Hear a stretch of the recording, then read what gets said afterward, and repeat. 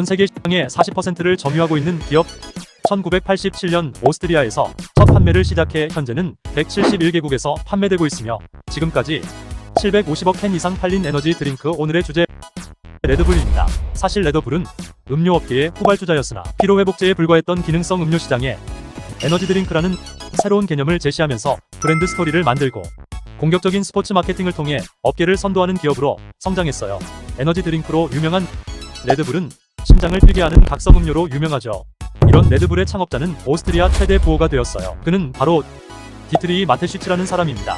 레드불은 경쟁 제품보다도 가격이 비싼 편이지만 압도적인 매출로 에너지 드링크 업계 1위를 굳건히 지키고 있어요. 1년 동안 판매되는 음료수는 60억 병이 넘는다고 해요. 시장에는 이미 레드불 제조법이 공개되어 있다고 하는데 전 세계 시장을 점유하고 있을 만큼 규모가 큰 코카콜라나 펩시 같은 업체들도 레드불을 따라잡지 못하고 있어요. 이유는 레드불은 마케팅 비용의 23가량을 콘텐츠 제작과 관리에 엄청나게 투자하는 사실상 미디어 기업이라는 겁니다. 그만큼 브랜드 스토리가 중요하다는 거죠. 디트리히는 교육자 집안에서 태어났지만 공부를 잘하는 편이 아니었다고 해요. 대학교 졸업만 10년이 걸릴 정도로 공부와는 거리가 멀었어요. 대학 졸업 후 첫 직장으로 생활용품 제조사인 유니레버의 마케팅 담당자로서 일을 시작하게 됩니다. 공부와는 다르게 업무 능력이 뛰어났어요. 독일의 커피회사 제이콥스로 이직했고 이후 치약회사인 블렌닥스에서 성공가도를 달려요. 블렌닥스에서 승승장구하던 디트리히는 아시아 국가를 담당하게 되는데 1979년 어느 날 태국으로 출장을 가게 됐어요. 14시간의 장시간 비행과 무더운 태국 날씨 탓에 컨디션이 좋지 않았어요. 그 상태로 호텔바에 앉아 있었고 디트리히는 호텔 웨이트리스에게 기운을 차릴 좋은 방법이 없냐고 물었다고 해요. 그러자 웨이트리스는 웃으며 클라팅 다행이라는 음료수 병 하나를 건네주게 되고 디트리히는 병을 마시자마자 몸에 컨디션이 좋아지는 것을 느끼게 돼요.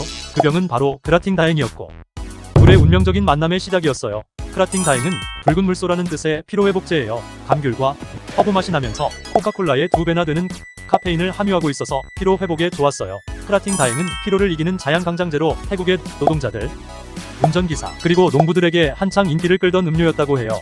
디트리히는 이 음료가 단맛을 조금만 덜어낸다면 유럽 시장에도 충분히 통할 것 같다는 확신이 들었고 바로 시장 조사에 들어갔어요. 아직 유럽에서 대중화되지 않았고 피로회복제에 관련된 자료를 조사하면서 제품 성분부터 국가별 시장 조사까지 마치게 돼요. 크라팅 다행이 엄청난 돈이 될 수 있다고 직감한 디트리히는 크라팅 다행의 제조사인 태국 PC 제약회사의 CEO 칼레오 유비디아를 만났고 두 사람은 만나자마자 자양강장 음료의 잠재력에 대해서 이야기를 나누며 의기투합했어요.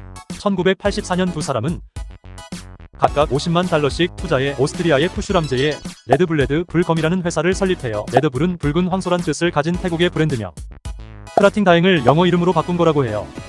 1987년 드디어 오스트리아판 레드불을 출시했는데 빛깔과 맛이 이전과 다른 새로운 음료였어요. 유럽인의 입맛에 맞게 단맛을 걷어내고 탄산수를 첨가했어요. 250ml짜리 청색과 은색의 캔 용기로 만들었고 크라팅 다행의 주원료인 타우린, 카페인, 글루쿠로노락토는 그대로 사용했어요. 디트리히는 가격에서부터 일반 음료수와 다르다는 고급 음료의 차별화 전략으로 코카콜라의 몇 배의 가격으로 런칭했어요. 그러나 첫 시작은 넘어야 할 허들이 많았어요.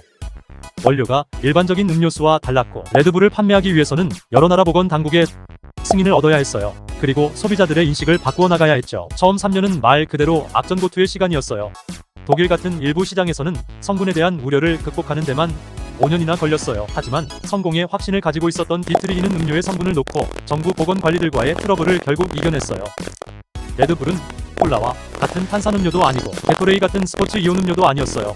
그래서 디트리히는 이 음료를 에너지 드링크라는 새로운 음료로 마케팅하고 새로운 시장을 개척해 나갑니다. 그리고는 에너지 드링크라는 시장에 맞는 소비자를 공략하기 시작해요. 바쁘게 살아가고 피곤에 지친 젊은 사람들을 대상으로 에너지를 충전을 해준다는 스토리라인을 만들었어요. 그 결과 레드불은 엄청난 기세로 팔리기 시작했어요. 또한 레드불 게릴라 마케팅이라고 불리는 디트리히 마케팅 전략은 그야말로 대성공이었어요. 에너지 드링크를 가장 많이 찾을 것 같은 장소에는 항상 레드불이 있었어요. 예를 들자면 시험 기간에 대학교생들의 레드불을 무료로 나눠주고 밤에는 클럽에서 레드불을 공급하며 젊은이들의 밤 문화에 녹아들었어요. 예거밤의 탄생은 신의 한 수였어요. 예거밤은 예거마이스터와 레드불을 섞어 마시는 것으로 레드불의 마케팅으로 탄생한 것이죠. 노래 가사 속에 등장할 정도로 성공적인 마케팅이었어요. 클럽에 한 번이라도 가본 사람은 레드불을 모를 수 없을 정도로 유명세를 타게 돼요. 디트리히는 여기서 만족하지 않고 더욱 더 큰 마케팅 이벤트를 기획하게 돼요. 2012년 10월 지상 39,000m에서 레드불 로고가 들어간 우주복을 착용하고 스카이다이빙을 하는 것이었죠. 최고 시속 1357km 마하 1.25로 자유낙하를 하고 4분 19초 후 낙하산이 펼쳐졌어요. 이것은 인류 최초의 맨몸 초음속 낙하라는 기록을 세웠어요. 당시 유튜브로 중계한 우주낙하 이벤트는 전 세계 800만 명이 동시 접속되었다고 해요. 레드불은 3시간 동안 진행된 행사에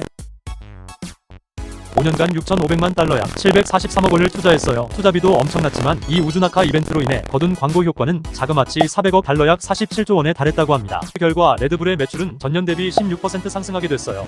이후로도 레드불은 지속적인 스포츠 마케팅에 어마어마한 돈을 투자해요. 심장이 두근거리는 익스트림 스포츠 경기에서는 항상 메인 스폰서를 하고 있어요. 가장 적극적인 종목으로는 F1 레이싱이에요. 구단까지 소유하고 있을 정도로 관심을 갖는다고 해요. 그 밖에도 야구, 농구, 자전거 BMX, 스케이트보드, 카누, 요트, 클라이밍, 웨이크보드, E- 스포츠까지 온갖 종목의 행사와 선수들을 후원하고 있어요. 레드불은 매출의 23회 이상을 마케팅 비용으로 사용할 정도로 공격적인 마케팅 전략과 컨텐츠를 생산하고 있어요. 유튜브 구독자가 1억 명에 달할 정도이고 최근에는 다양한 콘텐츠 회사와 합작하며 드라마, 영화 등도 제작하고 있어요. 1987년 청색과 은색캔의 에너지 드링크 레드불의 시작은 불과 6명의 직원인 작은 회사였어요. 출시 첫 해인 1987년 약 80만 유로 약 10억 700만 원의 매출을 시작으로 매년 2배 가까운 성장을 기록했어요. 1995년에는 매출 1억 유로 약 354억 원을 돌파했어요. 이후 지속적인 성장으로 2001년에는 매출 1조를 돌파하며 세계 최고의 에너지 드링크 회사로 우뚝 섰어요. 현재 레드불은 전 세계에서 매년 75억 캔 이상 팔리는 제품으로 1초당 약 240캔이 팔리는 수치이고 연간 매출은 약 8.5조 원에 달하며 제품 라인업도 늘려가며 40%를 유지하고 있다고 해요. 디트리히는 피지에 개인 섬을 소유하고 있을 정도로 엄청난 부를 이루어냈어요. 2003년 약 100억 원에 구매했는데 디트리히는 바다 한가운데 있는 이 섬을 18홀 골프장과 럭셔리 리조트로 개조했고 개인 잠수정까지 구비되어 있다고 하는데 가격이 약 20억 원 정도로 알려져 있어요.